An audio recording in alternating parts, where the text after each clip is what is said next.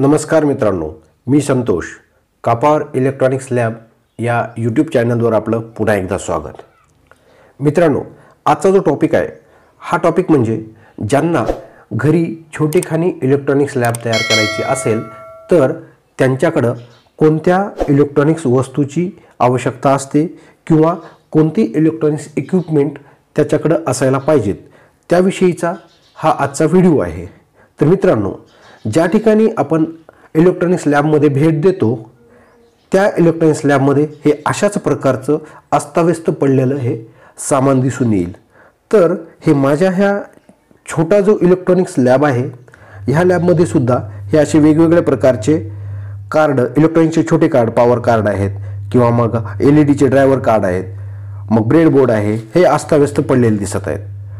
कारण electronics lab म्हटली की असाच गोंधळ त्या ठिकाणी असतो. तर मी मुद्दामून हा गोंधळ टाकलेला आहे जेणेकरून त्या ठिकाणी आपल्याला इलेक्ट्रॉनिक्स लॅब आहे असं दिसेल. तर चला तर मग मित्रांनो, जास्त वेळ न दवडता आपल्याकडं कोणत्या गोष्टीची आवश्यकता आहे त्या एकेका इक्विपमेंटची मी ओळख करून देतो या व्हिडिओच्या माध्यमाने. हा आहे पॉवर सप्लाय बोर्ड. म्हणजेच अशा टाईपचा एक बोर्ड आपल्याला पाहिजे जेणेकरून आपल्याला कुठलंही एखादं सर्किट लाईव्हमध्ये आणता येईल, त्याच्यात जिवंतपणा आणता येईल. ह्यासाठी अशा प्रकारचा एक बोर्ड आपल्याकडे असायला पाहिजे. तसे तर आपण सुज्ञ आहातच, आपल्याला नवीन सांगायची काही गरज नाही. पण जे कोणी ह्या इलेक्ट्रॉनिक्स फील्डमध्ये नवीन असतील त्यांच्यासाठी हा खूपच महत्त्वाचा व्हिडिओ आहे. तर आपण प्रत्येक इक्विपमेंटची आता ओळख करून घेऊ. हे अशा टाईपचे जे पॉवर सप्लाय कार्ड असतात, हे पॉवर सप्लाय कार्ड आपल्याकडे असणं गरजेचं आहे. कारण काय होतं, जर अशा टाईपचे पॉवर सप्लाय आपल्याकडे जर वेगवेगळ्या असतील, चार्जर असतील, कारण काय प्रत्येक पॉवर कार्डमधले काही सगळेच्या सगळे कंपोनंट हे खराब होत नसतात. म्हणून अशा टाईपचे पॉवर कार्ड आपल्याकडं ठेवणं गरजेचं आहे. आता हा D2H आहे कार्ड आणि हा चार्जरचा आहे, हा मॉस्किटो कॉईल आहे. हे वेगवेगळ्या प्रकारचे पॉवर कार्ड आपल्याकडे असणं गरजेचं आहे. ह्याच्यातले जर चांगले असतील ते कंपोनंट आपण दुसरीकडे वापरू शकतो. तर हा झाला पॉवर कार्डच्या बाबतीत.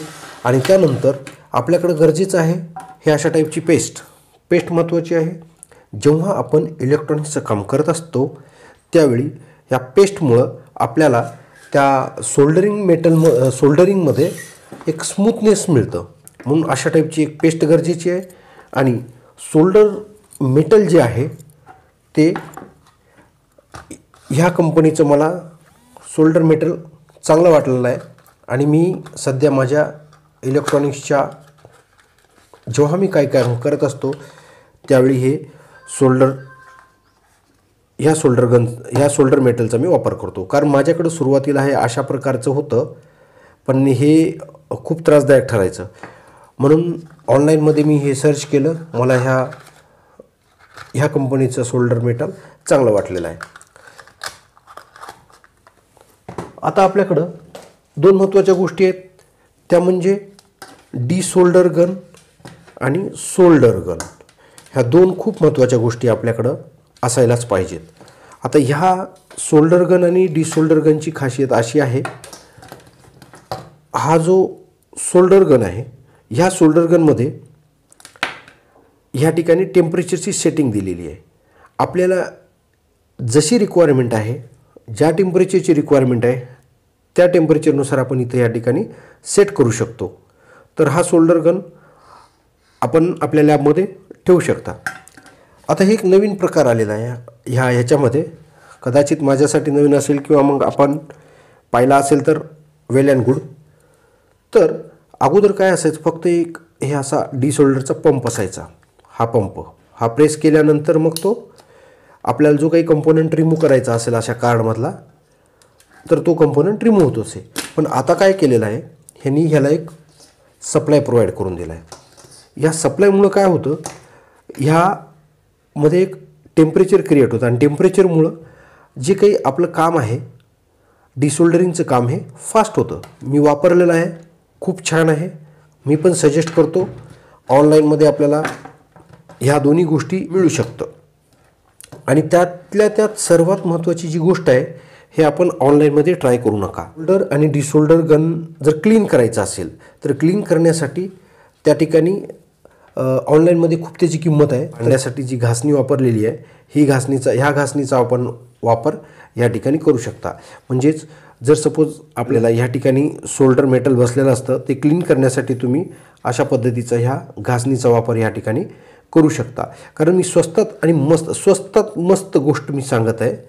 हे अशा प्रकारचा एक लेन्स राहणं आपल्याकडं गरजेचं आहे. कारण इलेक्ट्रॉनिक्सचे जे काही कार्ड असतात त्यावरच्या ज्या त्या आय सीचे नंबर्स आपल्याला माहिती पाहिजेत. पण ते एवढे छोट्या अक्षरात लिहिलेले असतात ते दिसण्यासाठी आपल्याकडे ह्या प्रकारचा एक लेन्स लॅबमध्ये असायला हवा. ह्याला आम्ही भिंग असंही म्हणतो. तर त्यानंतर जो सर्वात महत्त्वाची जी गोष्ट आहे ते आपल्याकडे असायला पाहिजे हा मल्टीमीटर. अशा टाईपचा मल्टीमीटर खूप स्वस्त 200 ते 300 रुपयेमध्ये आपल्याला मार्केटमध्ये अवेलेबल आहे.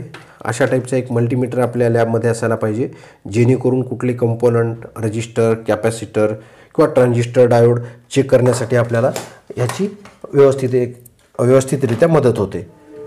आणि अशा प्रकारचा एक ब्रेडबोर्ड आणि काही बेसिक कंपोनंट्स जेणेकरून ट्रान्झिस्टर असतील, डायोड असतील किंवा कॅपॅसिटर छोटेवाले आणि त्याचबरोबर अशा प्रकारचे LEDs आपल्याला आपल्या ह्या लॅबमध्ये असायला पाहिजे जेणेकरून आपली छोटी जी काही कामं असतील ती कामं आपल्याला लॅबमध्येच करता येतील. तर आणि सर्वात महत्त्वाचं माझं सांगायचा उद्देश एकच आहे. वेगवेगळे जे आता नवीन जे मार्केटमध्ये उपलब्ध झालेले आहेत LED बल्बचे जे ड्रायव्हर सर्किट अशा पद्धतीचे जे ड्रायव्हर सर्किट आहे ना, फेकून न देता समजा काही LED खराब झाले असतील, खराब झालेले LED फेकून न देता त्यामधले जे काही ड्रायव्हर सर्किट आहेत त्या ड्रायव्हर सर्किटचा व्यवस्थित जर अभ्यास केला तर आपल्याला बऱ्याच गोष्टी क्लिअर होत असतात. आणि याची थिअरी किंवा मग ह्याचे सर्किट डायग्राम नेटवर उपलब्ध आहेत ते आपण बघू शकता. आणि त्याच्यामुळं काय होतं, ह्या बेसिक गोष्टीची आपल्याला ओळख होते आणि जो पर्टिक्युलर कंपोनंट कशासाठी कुठे वापरला आहे ह्या सगळ्या गोष्टी आपल्याला कळायला लागतात. आणि हे जे पॉवर सप्लाय मी आत्ताच डिस्कस केल्याप्रमाणे हे वेगवेगळ्या प्रकारचे पॉवर सप्लाय आपल्याकडं खराब झालेलेच म्हणू शकतो मी या ठिकाणी आपल्याकडं लॅबमध्ये असायला पाहिजे. आणि हा असा एक कटर, माझ्याकडे जेवढ्या गोष्टी आहेत मी हे आपल्याला दाखवतो. कारण एक प्रायमरी लेवलवर ही माझी एक लॅब आहे. हे एक सर्किट आहे. असंच एक खराब झालेलं एक LED बल्ब होता.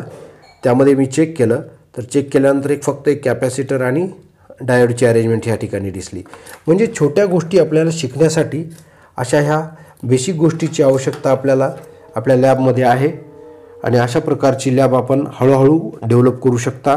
आणि नक्कीच जर सपोज माझा हा व्हिडिओ आपल्याला आवडल्यास नक्की शेअर करा, लाईक करा आणि कॉमेंट्स करायला विसरू नका. धन्यवाद.